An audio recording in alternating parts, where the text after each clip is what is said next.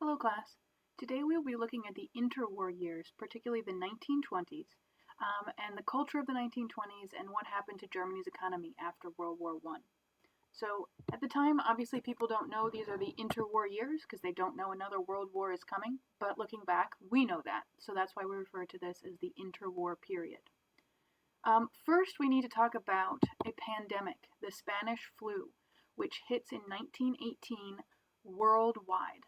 As I'm sure you know, a pandemic is a disease that hits worldwide, as opposed to an epidemic, which hits in one particular location.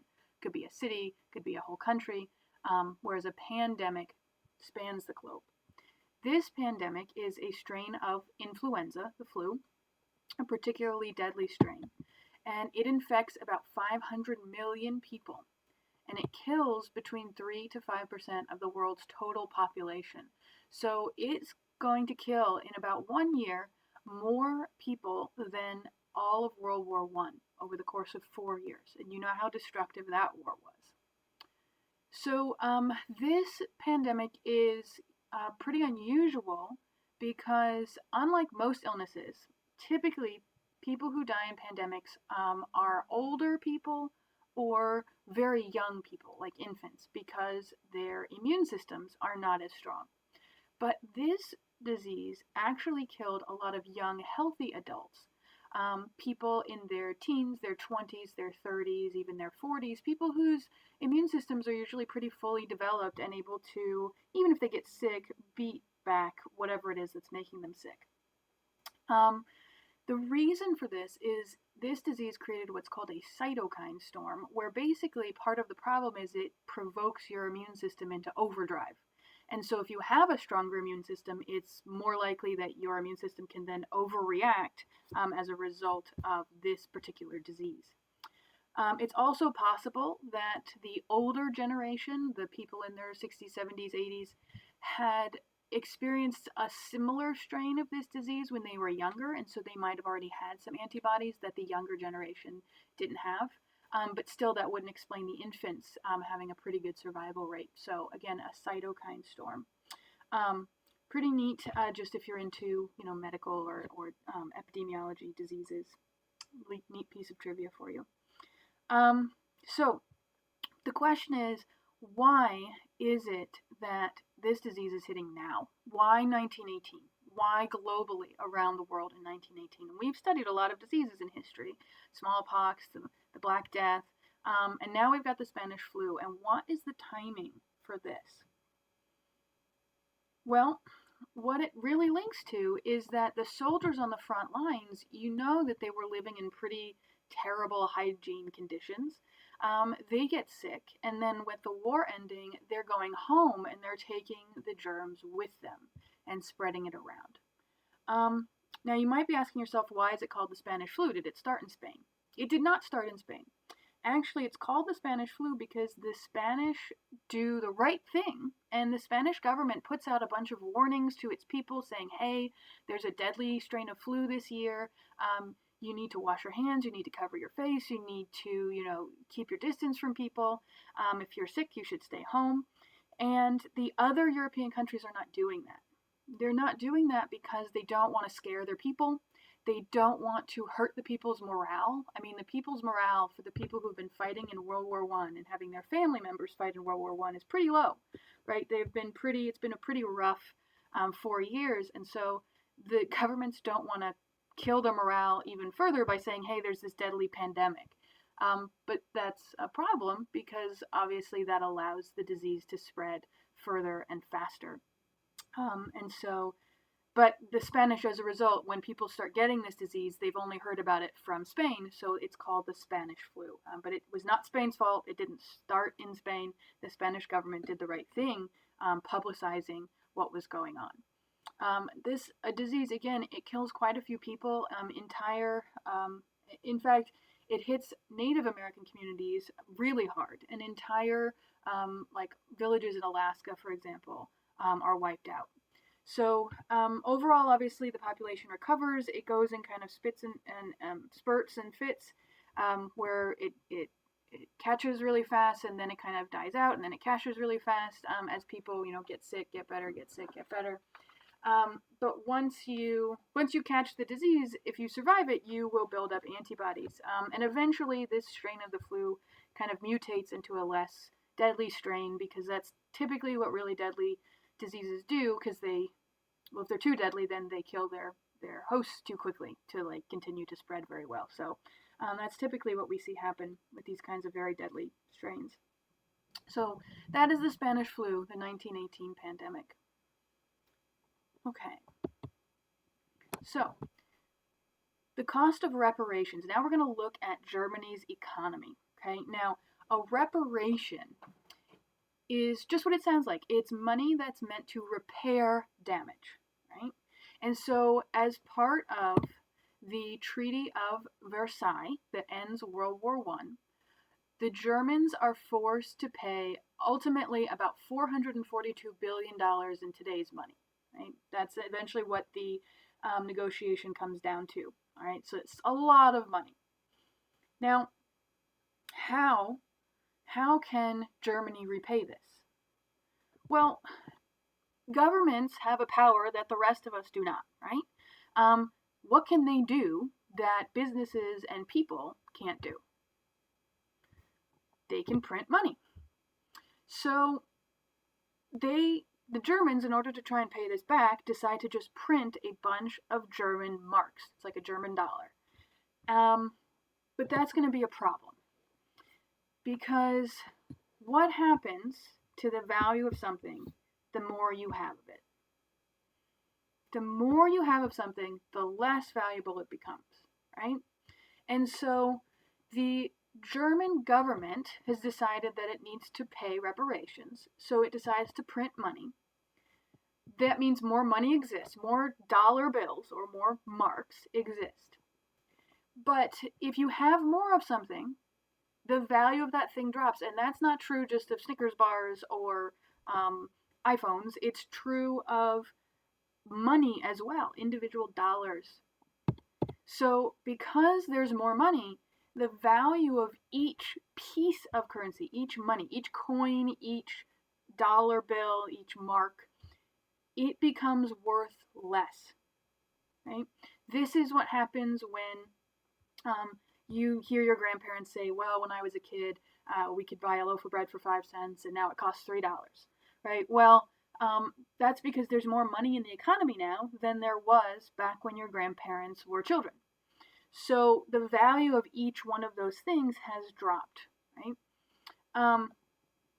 This means that it's going to take more of each piece of currency, more dollar bills, to repay that debt. So if the debt was $400 billion before, well, now it's going to take more. It's not just going to take 400 billion individual pieces of currency, individual dollar bills to pay that back, because to everybody else, now that there's more dollar bills out there, each dollar bill is worth less. So it's going to take more dollar bills to have the same value.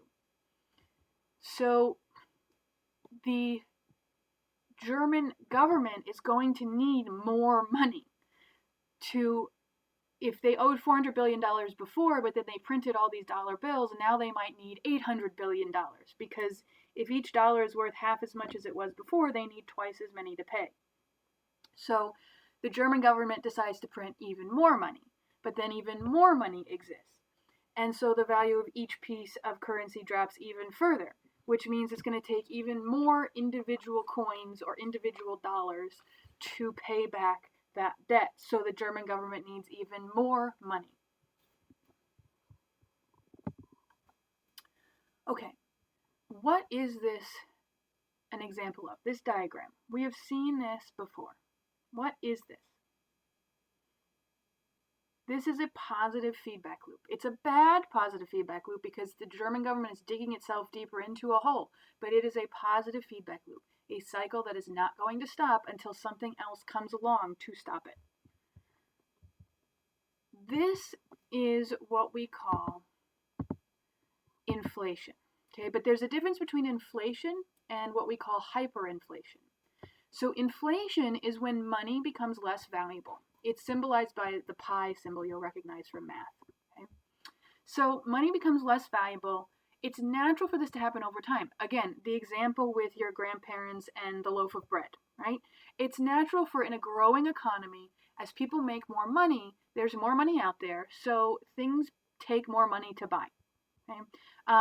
If suddenly I made twice as much money, and everybody made twice as much money as they made today, well, then things would start costing twice as much because we'd have more money in our pocket, so we'd be willing to spend. Right now, I'm only willing to spend $20 on a DVD, but if I made more money, I might be willing to spend more on a DVD, so the price of the DVD would go up. It's natural for that to happen. If it happens a little bit each year, that's okay, because the economy can keep pace with it. So it's nothing to worry about. It's actually a sign of a healthy economy if there's a little bit of inflation each year. The problem is when we get to hyperinflation. Hyper means like really, really fast, right? So when you see the value of money decreasing really quickly, right? Or prices increasing really quickly because it takes more money to buy a certain thing, right? Than it used to. That is hyperinflation, when it gets out of control. So this graph here, you can see the value of how many paper marks, so like dollar bills, it would take to buy one piece of gold in Germany, right? The value of that piece of gold, and the amount of gold isn't changing, so that the amount of the gold coin, how much paper money would it take to buy that piece of gold? Well, you can see what happens. In 1918, it's about one paper dollar for one gold coin. By the time we get to 1923, 5 years later, look how many paper marks, look how many zeros there are there to try and buy one gold coin, right? This is hyperinflation. It's just skyrocketing out of control. Okay? So here, where we look at the price of bread, in November of 1918, a price of bread for one loaf of bread was 1 mark, $1. 4 years later, it costs 163 marks. A year after that, it's 1.5 million marks for one loaf of bread. By 1923, just a month later, or 2 months later, it's 200 billion marks with a B, right? So what is this an example of? This is an example not of regular inflation, but hyperinflation, right? This is out of control. These are real numbers. This is not me making up an example for you, okay? This crashes the German economy. Money is worthless at this point, right?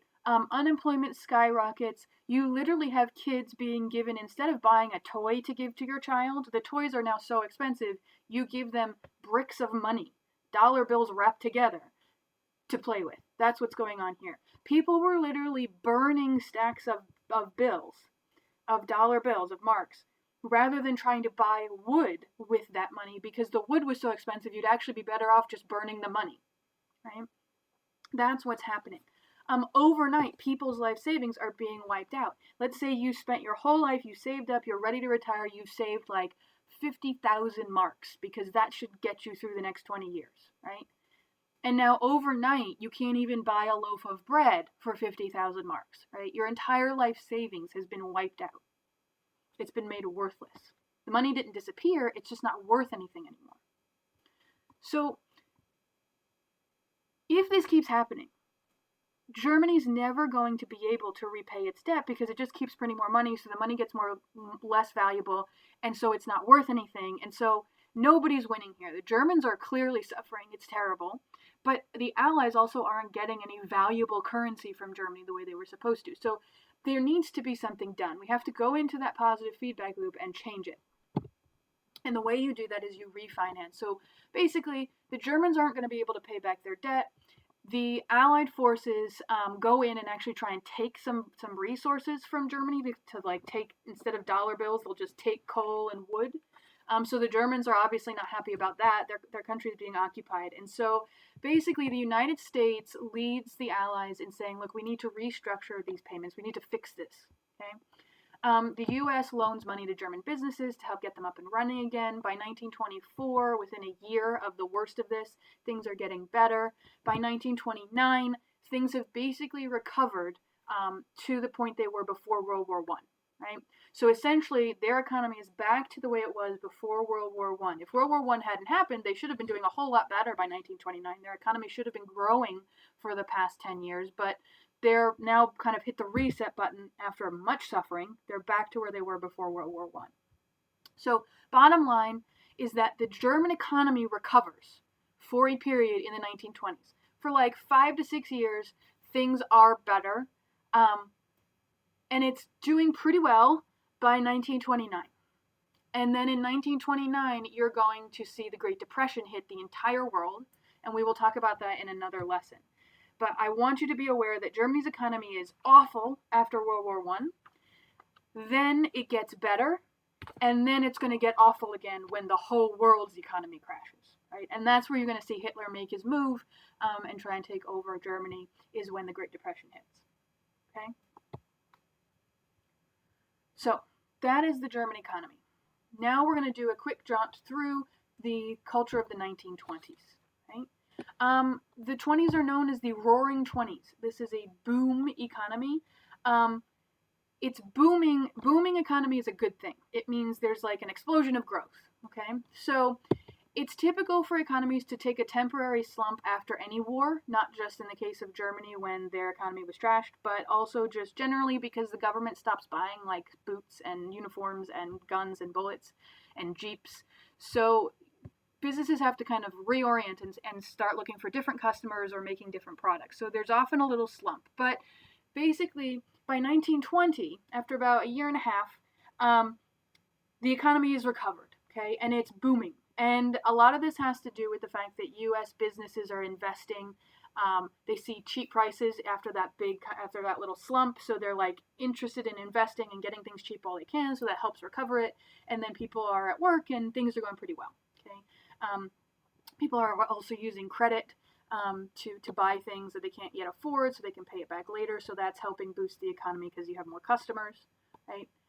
This is the start of the global finance system, which just basically means you see multinational corporations. You're seeing banks operating in multiple countries. You're seeing companies operate in multiple countries, getting resources from one place, manufacturing it somewhere else, to having their headquarters in a third place. Things you're used to today, basically. And this is possible because of technological advances, radios, telephones, cars, right? This is seen often as this last phase of the second industrial revolution, okay? This should remind you of like things today, okay? We've seen this kind of pattern where you see new technology, which leads to both new industries and new ways of doing business. So for example, much later, when the internet is invented, Facebook's a brand new industry, and so that's a whole new company doing a new thing with social media. But then you also have Amazon come along, which is a new company, but it's just a new way of doing something old, which is selling. At first, it's a bookseller, right? It was a new way of selling books. We had bookstores, but now with this new technology, there's a different way of selling them online instead of in person. Right?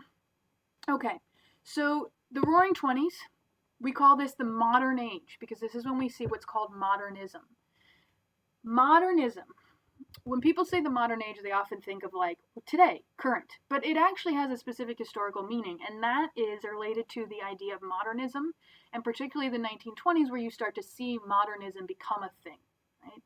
So modernism is the idea that you can use science to understand the universe, that the world and the universe is predictable and understandable and knowable, and humanity can get better at things, and we can see progress by using scientific knowledge. Right? So this is a concept that you're pretty familiar with because we are still in this mindset, but it starts really in the 1920s in a big way. Science had existed, as you will recall, before the 1920s, but modernism also has this idea that you're going to challenge the norms and traditions of society, really kind of like push back against traditional structures of authority, which includes governments, kings, dictators, militarism, patriotism, nationalism, religion, gender norms. All of these things, what they had in common is they were things that were used to promote and justify World War I. Religion was used to justify killing, saying that God hated the Germans and he was on the side of the British, right? And that was your duty, was to kill these other people. Gender norms, the idea that being a manly man meant to go fight the war, right? And women should just not protest, they should just kind of sit down and obey their men. Well, that facilitated World War I, so they're going to push back on those. Patriotism and nationalism, this uber love for your country and therefore blindly going into a war that was a bad idea, they're going to be pushing back on that.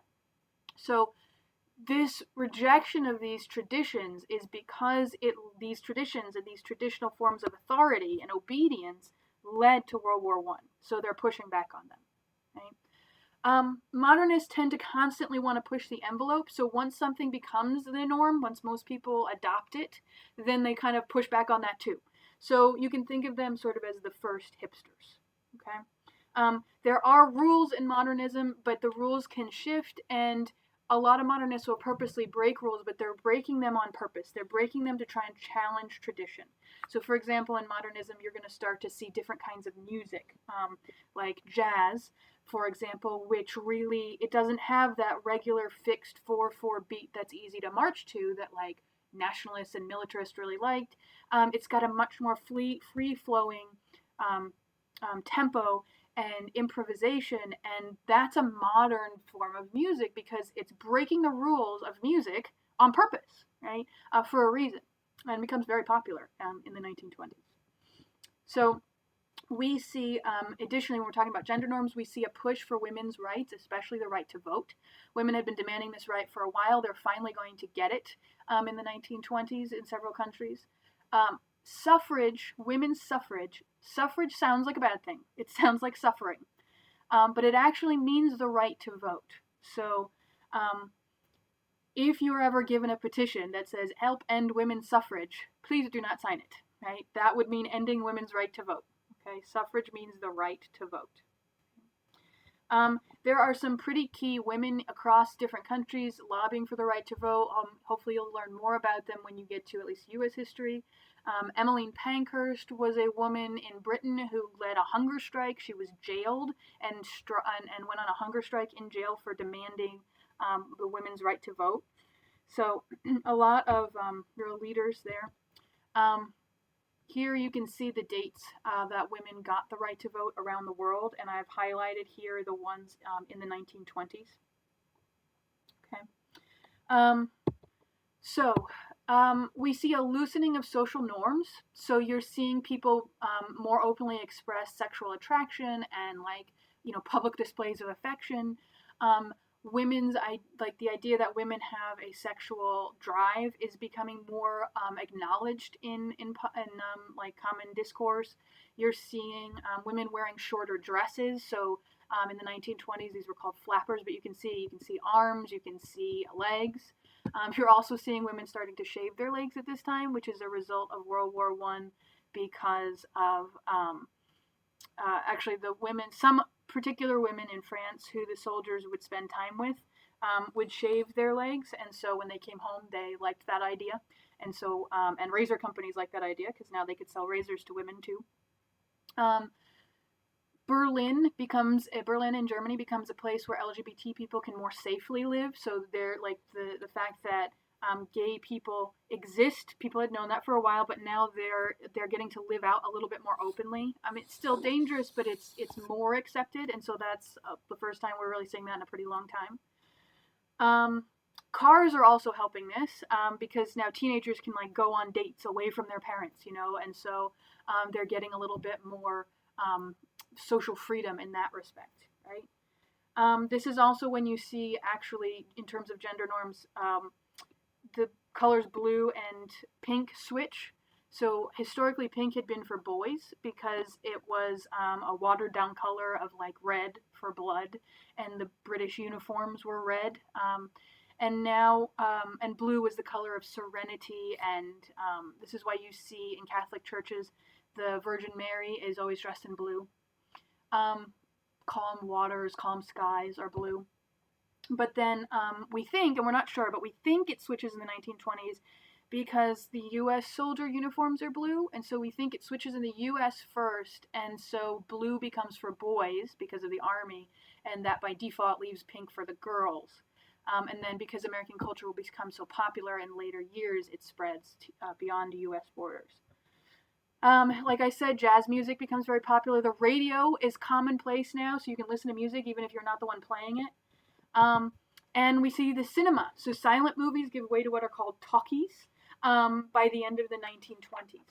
So you're going to see pushback against these changes. Obviously, traditionalists and conservatives are going to be upset by what they consider moral decay, the lack of patriotism, these gender norms changing. There will be a big religious fundamentalist movement in the United States in particular that's going to be pushing against science, and particularly against teaching evolution in schools. And you should learn more about that in U.S. history with the Scopes monkey trial. But all in all, this is considered the first modern decade, the first decade that you and I would recognize as sort of like today. A focus on science and progress and opening cultural norms, multinational corporations, technology that we still use, radio, cars, movies. Yes, the technology's gotten better since then, but this is still the tech we're using, right? And then it's a very American decade. Even though the United States is kind of pulling back from international politics and not really interested, the American economy is supporting the European economy. It's helping the German economy. American businesses are kind of getting to be all over the place. And American culture and film is everywhere. Blue jeans, which were invented in California during the gold rush. It's why there are rivets on your blue jeans to help hold up gold nuggets and rocks you'd put in your pockets. Those are now becoming fashion around the world. So it's the first modern decade in that way. Okay. Normally, this is where I would teach you about postmodernism, which is pretty nifty. Essentially, sort of pulling apart even modernism. We've talked a little bit about this when it comes to the idea of race and nihilism and existentialism, but we just don't really have time for that this time. So feel free to send me questions if you'd like me to explain this in more detail. Next time, we'll be looking at the Great Depression.